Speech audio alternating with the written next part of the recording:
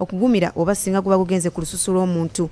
Gavana w'ekibuga Sami Dimitro Ziviski ategeezezza nti mu kiseera kino abantu kati balina okwekweka wansi mu bizimbe okwewala obulabe bw'omukka guno era nga balagiddwa okussiza mu bandeji za goozi ezinyikiddwa mu citric acid.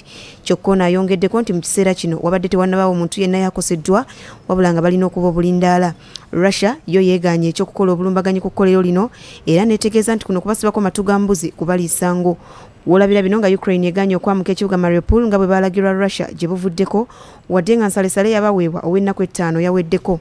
Mu kiseera kino President wa Ukraine Volodymyr Zelensky ategeeza nti engeri yokka ey'okuvvuunuka olutalo zenteeseganya era nga zino zigenda kusigala nga zigenda mu maaso ku mutimbagano. Abantu abasoba mu bukadde 10 kati be bakaamuka Ukraine so nga abantu obukadde 3.3 be bakayingira eggwanga lya Poland okuva olutalo luno bwe lwatandika. Kino kijjidde mu kiseera ng'omukulembeze wa America Joe Biden wakugenyiwalako mu ggwanga erya Poland okwongera okusala amagezi ku ngeri y'okumalawo olutalo luno n'engeri y'okuyamba Ukraine. Yo Russia ekyagenda mu maaso n'okuba bbomu n'emizinga gyayo mu bibuga bya Ukraine ebiwerako okuli Kyiv ne Chernihiv era nga kino kyongedde omuwendo gw'abantu abakoseddwa n'abafudde ssaako okwonoona ebintu ebiwerako. Kyokka waliwo okutya nti olutalo luno luyinza okuviirako enjala n'amwadde akatebe mu nsi yonna kubanga Russia ne Ukraine ge gamu ku mawanga agasinga okufulumya emmere eriikiriza kumpi ensi yonna.